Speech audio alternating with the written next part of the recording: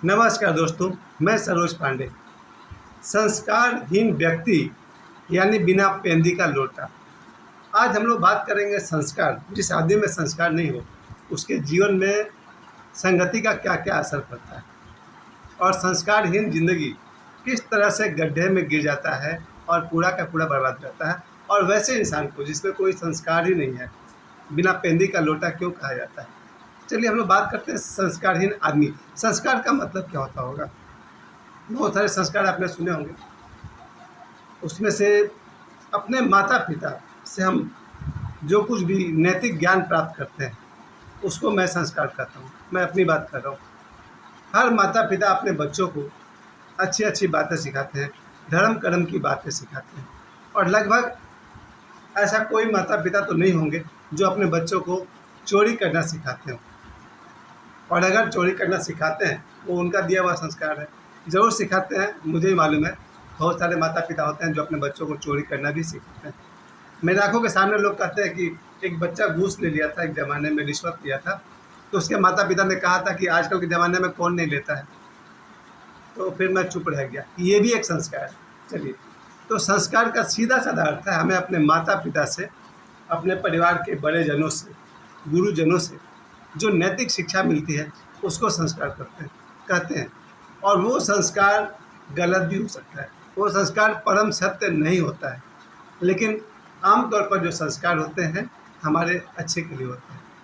मैं कुछ संस्कारों की बात करूंगा। पहली संस्कार की मैं बात करूंगा धर्म कर्म। धर्म के मामले में कैसे कैसे संस्कार मिलते हैं। जैसे मेरे परिवार में मेरे परदादा स्वर्गीय श्री हलारी बाबा या उनके बेटे और मैं, हमारे परिवार में एक संस्कार है कि हमारे यहाँ मांस मछली अंडा नहीं बनता है।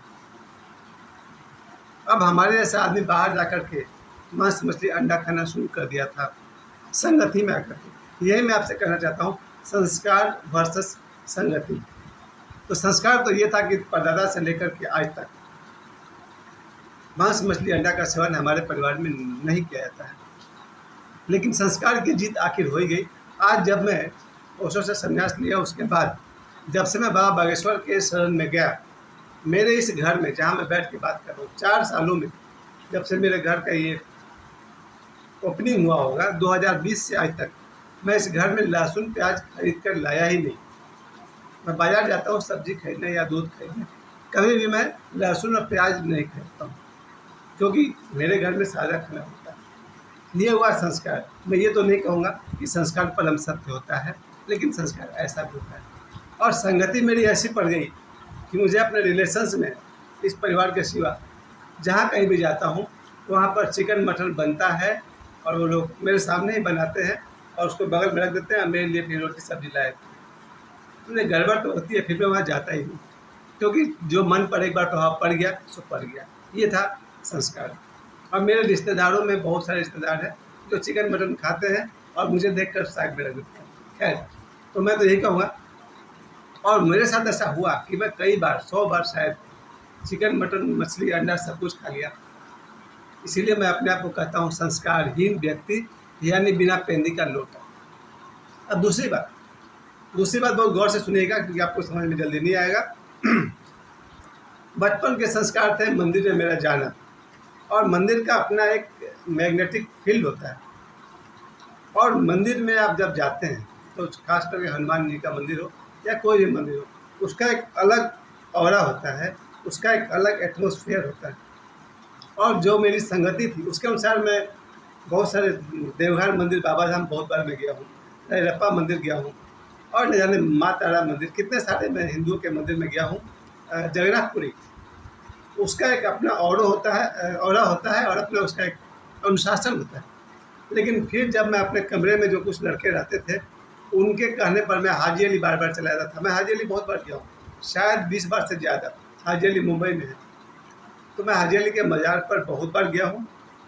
और अब यहाँ पर बात है, एक तरफ मेरा संस्कार है हिंदू वाला संस्कार, मंदिर जाने वाला, दूसरी तरफ मैं मस्जिद में जा रहा हूँ। अब मस्जिद का अपना एक अलग अनुशासन होता है। वहाँ चलता है इत्र, वहाँ कुछ और तरह की चादर चढ़ाई जाती है। अब वहाँ मेरे साथ जनेऊ पहना हुआ इंसान, रुद्राक्ष पहना हुआ इंसान अगर वहाँ पहुँच रहा है तो आप एटमॉस्फेयर को डिस्टर्ब कर देते हैं। जहाँ मस्जिद का औरा होता है, मस्जिद का वातावरण होता है, उसके अपने अनुशासन है। वहाँ आप अल्लाह का उच्चारण करेंगे तो ओशो कहते हैं अगर अल्लाहू अल्लाहू अल्लाहू अगर बार बार बोला जाए 20 मिनट 40 मिनट तक, तो अपने आप लोबान की खुशबू वहाँ आ जाती है। ये ओशो ने कहा है। ओशो कहते हैं अगर लगातार किसी कमरे में बंद होकर के अल्लाहू अल्लाहू अल्लाहू का उच्चारण किया जाए, मंत्र जाप किया जाए, तो वहाँ पर लोबान की सुगंध अपने आप आ जाएगी। अब वहाँ मेरे ऐसा आदमी वहाँ जा कर के अगर अपना श्री राम जय राम करेगा तो वो औरा को डिस्टर्ब करेगा। यानी संस्कार है मेरे कुछ और मैं जा रहा था हाजी अली, बहुत बढ़ गया। अब मेरे समझ में आता है कि अगर आपको पागल होना हो तो आप मंदिर भी जाइए, चर्च भी जाइए, मस्जिद भी जाइए। और अगर आपको शांत और राइट धार्मिक जीवन जीना है तो जो आपका संस्कार है, जिस परिवार में आपका जन्म हुआ, वो आपके लिए सही है। इसलिए मैंने तो अपने जीवन काल में कभी किसी मुसलमान दोस्त को ये कहते नहीं सुना है कि चलो बाबा धाम चलते हैं। शायद उसको ये बात पता है कि आप जिस धर्म में जन्मे हैं, जिस धर्म के अनुशासन को आप जानते हैं, उस पर चलना चाहिए। पहुंचना तो उसी ईश्वर के पास है, एक ही मंजिल तक है। तो ये मैं कह रहा था, संस्कार और धर्म का युद्ध। दूसरी बात मैं आपसे करना चाहूँगा, जो बहुत गंभीर मामला है, शिक्षा। शिक्षा के विषय में आप समझिए, आपके जो संस्कार हैं वो आपको गायत्री मंत्र सिखाते हैं। वहाँ भी मैं कहूँगा धर्म का एंट्री है। और शिक्षा आपको ऐसी दी जा सकती है, खासकर मैं यही कहूँगा कि वेस्टर्न शिक्षा जब से आदमी को मिलने लगा है, पुराने शिक्षा में था कि बच्चे को सूर्य नमस्कार सिखाते थे, वो एक संस्कार था।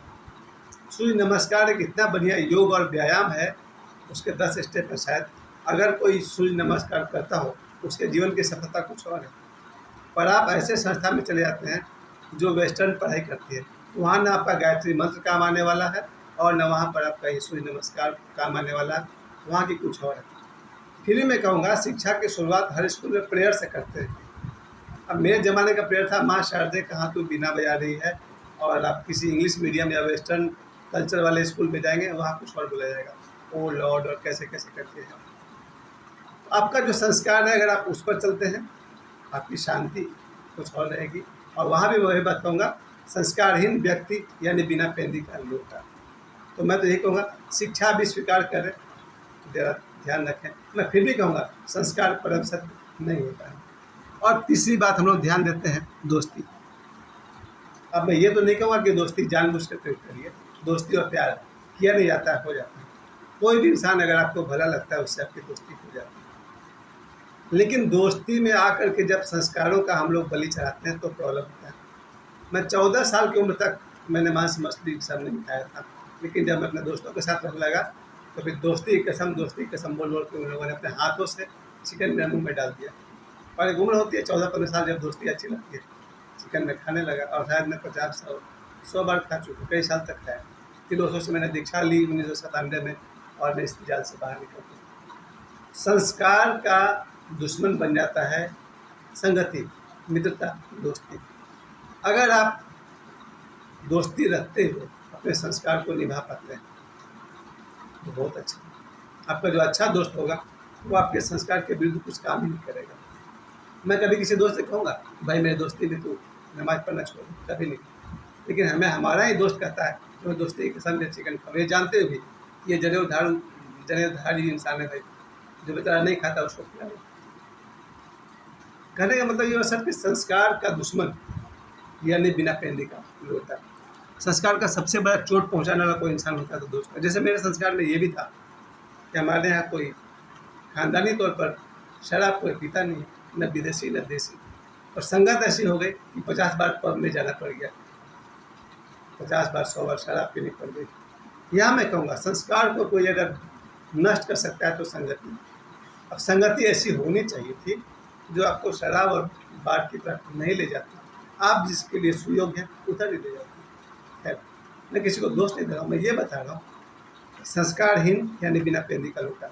आप दोस्ती करें पर आप अपने संस्कार के दायरे को मत भूलिए।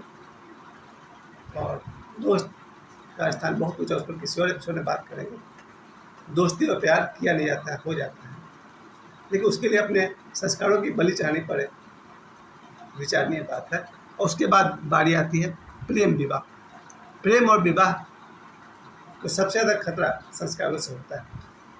अगर किसी व्यक्ति के संस्कार में ये बस जाए बचपन से कि मेरी पत्नी मेरी माँ की सेवा करेगी, मेरी पत्नी मेरे पिताजी की सेवा करेगी, चाय बनाएगी, मेरी पत्नी मेरे भाइयों का, देवर ननद का सेवा करेगी, परिवार को संभालेगी। इस संस्कार का आदमी लगभग वो लव मैरिज नहीं कर पाएगा और लगभग वो किसी दूसरे जाति धर्म में विवाह नहीं कर पाएगा, क्योंकि माता पिता शायद उसको एक्सेप्ट नहीं करें। संस्कारी बच्चा विवाह जब भी करेगा अपने माता पिता की मर्जी से करेगा। और मुझे एक संस्कारी बच्चा अभी भी याद है, जब उसकी शादी हुई थी तो उसने अपने सुहाग रात में अपनी पत्नी से पहला लाइन कहा था, वही था कि मेरे माता पिता का सेवा करना, उनसे कभी बहस नहीं करना, कोई प्रॉब्लम हो तो हमसे बात करो, लेकिन तुम माता पिता को सीधा जवाब नहीं देगी। ये होता है संस्कारी बच्चा। और अगर कोई बच्चा संस्कारी है ही नहीं, जो बिना पेंदी का लोटा है वो कुछ भी कर सकता है। और संस्कारहीन विवाह कैसे होते हैं वो आप सबको पता हो गए। खैर, प्रेम विवाह के खतरे के बाद अब तो कुछ बचता नहीं है। मैंने धर्म की बात कर दी, मैंने प्रेम विवाह की बात कर दी, मैंने दोस्तों की बात कर दी, मैंने शिक्षा की बात कर दी, मैंने नौकरी की बात कर दी। कुल मिला कर मैं यही कहना चाहूँगा, संस्कार परम सत्य तो नहीं है, लेकिन संस्कारी व्यक्ति, जिस व्यक्ति में संस्कार नहीं है वो बिना पेंदी का लोटा है। वो खुद तो डूबेगा ही और लाखों करोड़ों आदमी के डूबने का प्रेरणा बनेगा। जब कोई बड़ा स्टार, कोई बड़ा सेलिब्रिटी कुछ ऐसे वैसे स्टेप लेता है तो करोड़ों लोग उसका नकल करने में लग जाते हैं। वैसा आदमी, संस्कारहीन व्यक्ति, बिना पेंदी का लोटा, खुद तो डूबेगा या नहीं डूबेगा पर करोड़ों के डूबने का प्रेरणा स्रोत जरूर बन जाएगा। मुझे समय देने के लिए आप सभी को बहुत बहुत धन्यवाद। मैं फिर कहूँगा, संस्कार परम सत्य तो नहीं है, लेकिन संस्कारी होना बहुत ही अच्छी बात है। मुझे समय देने के लिए आप सभी को बहुत धन्यवाद।